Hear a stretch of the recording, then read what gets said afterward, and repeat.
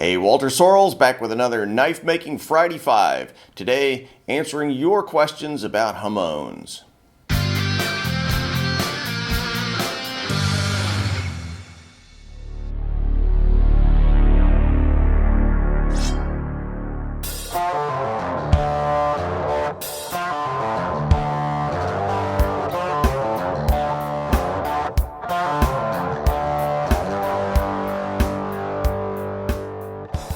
So Hamons are actually the thing that got me started making videos in the very beginning.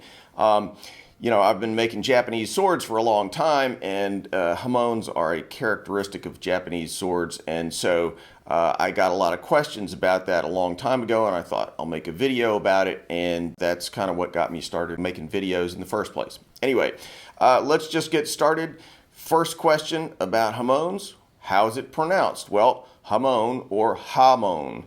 Sometimes you hear people saying Hamon or Hamon, things like that. Hamon is how it's pronounced in Japanese, and so that's good enough for me. So what is a Hamon? A Hamon is a visual demarcation between a hardened portion and a soft portion of a piece of steel. So a lot of people think that Hamons are kind of a cosmetic thing, but they're not. They're actually built into the structure of the steel. All right, so question number 3. Tell me a little about the metallurgy of Hamons. This is where the rubber really meets the road. This is the most important part about Hamons. The structure of the Hamon is actually built into the steel itself. It's not a cosmetic thing. It's not something that's laid on after the fact. It's actually in the very structure of the steel. All right, so let's back up a little bit and talk some metallurgy. So this right here is a piece of high carbon steel. There's a little bit of manganese in there, but otherwise it's basically just 1% carbon and the rest is iron. So when you heat a steel like this up to about 1500 degrees, it depends a little bit on the constituents of the steel, but in this particular case, somewhere in the 1475 range Fahrenheit, and you quickly quench it in water, it makes an actual conversion of the structure of the steel.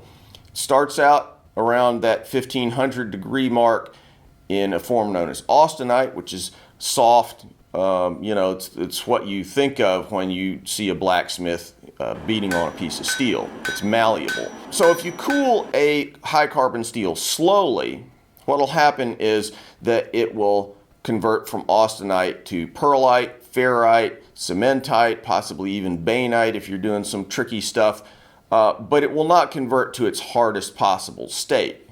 When it's cooled down very rapidly, it converts into something called martensite, which is extremely hard, and that's what you want for a knife.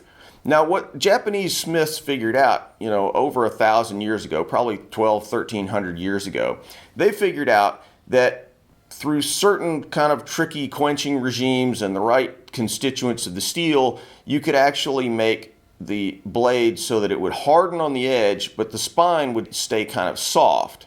If you cool it fast enough, it will convert to martensite.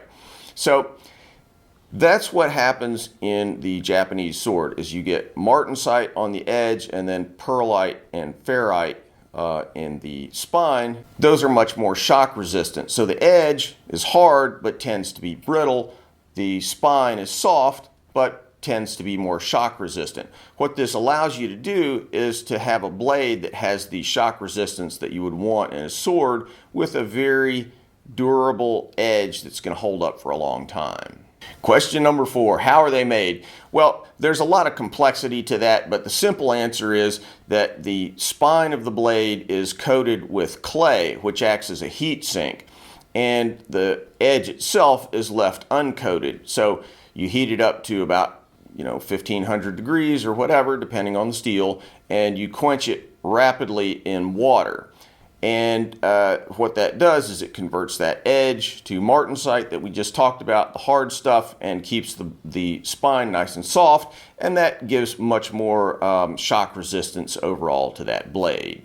Question number 5, what kind of clay is used? So it really depends.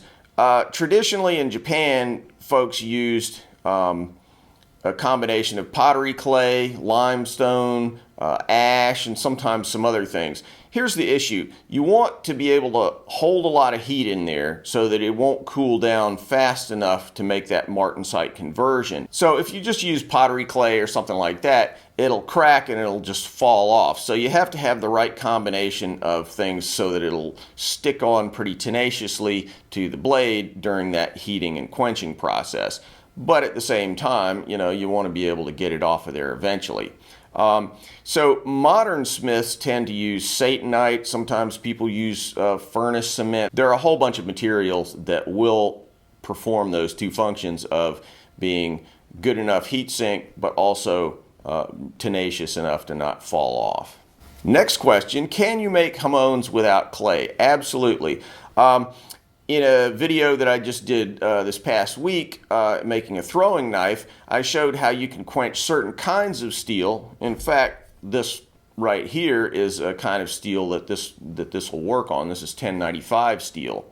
If you do everything right, you can make it so that just naturally quenching it in oil will cause it to harden on the edge but to be soft on the spine, and that will show up as a Hamon. Which leads me to the next question, which is, can you use oil to make Hamons? So the broader question, to kind of back up on this question, is for those of you who are familiar with water quenching is very violent. It's really hard on the steel, and so what tends to happen when you water quench is that you crack blades. Not every time, but it happens pretty frequently. So oil quenching will give you a much gentler quench that's much, much less likely to crack the steel. So the natural thing is, can you oil quench? Well, the short answer is yes, but there are certain kinds of steels that don't really respond very well to that. There are certain kinds of quenching oils. For instance, Parks 50, which is one that a lot of people have heard of, which kind of mimic the quenching curve of water, so that they cool it down quickly enough that you can indeed form a Hamon with something like Parks 50. Personally, I don't think that Hamons made with Parks 50 are quite as interesting as Hamons made with water, but I've seen some guys use it very successfully. Next question. Are knives made with Hamons superior to those that are not made with Hamons? Well, they are a great way of making a shock-resistant blade. In other words, one that can be used to, hammer on things and cut, large pieces of wood and stuff like that, while still maintaining a pretty good edge. The disadvantage is that they will bend. You can bend a blade that has a Hamon, and it'll take a set, and you'll have to hammer it back straight or whatever. So just bear in mind, you never get anything for free. There are advantages and disadvantages to having a Hamon on a blade. All right, one more here. Can you make Hamons on stainless steel? Under normal circumstances, no. The thing that makes Hamons work is that you have to be able to quench the blade pretty quickly. And that martensite conversion has to happen in a fairly rapid period of time. Stainless steels can be cooled extremely slowly, and they'll still convert to martensite. And so keeping the back of the blade austenitic, keeping it pearlite and ferrite, and then keeping the edge making it convert to martensite, be very, very difficult to do that on a stainless steel. Last question, how do you polish a blade so that you can see the Hamon nice and clearly? As soon as you start polishing a blade, in other words, just going down to fine abrasives, you'll be able to see if there is a Hamon on a blade. And so just any old natural polish that you would put on any kind of blade will reveal the Hamon. However, if you etch the blade, if you go through certain fairly complicated abrasive processes, you can actually make that Hamon really pop out. And of course, that's a really important characteristic of Japanese swords. A lot of people don't realize this, but Japanese sword polishers actually go through much longer apprenticeships than Japanese sword smiths. So there's a lot to the whole issue of polishing Hamons and making them really pop. Probably too much to get into here. So we're going to wrap it up right there. So just a last few words about Hamons. If you're looking for something special to differentiate your knives, whether it's Bowies or Japanese knives or whatever it might be, a Hamon is a really interesting way to kind of express your personality and also kind of dress up that blade to give it a unique character. One of the cool things about Hamons is that they're always different. You can't predict with absolute certainty how a Hamon is going to come out. And so every time you make a knife with a Hamon, it's unique. You're never going to make one that looks exactly like that again, and I think that's fairly attractive for most custom or handmade knife makers. At the beginning of the video, I mentioned that the first video I ever made was about Hamons.